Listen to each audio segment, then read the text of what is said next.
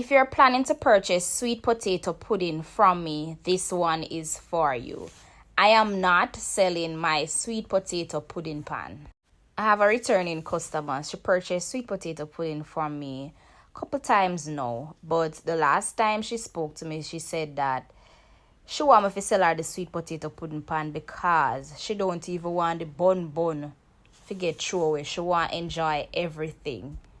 Imagine the ladies say, Miss, if you even have to scour the bottom of the sweet potato pudding pan, scour it off and sell me it at a cost, I'll be grateful for that. She said the bun are the best part of the sweet potato pudding. It don't even bother cut it out of the pan, just sell me it same way. So, and I had to sell her my pudding pan. Yes, I had to sell her. So comment below, guys, and let me know if you think I should start selling the sweet potato pudding in baking tins as is.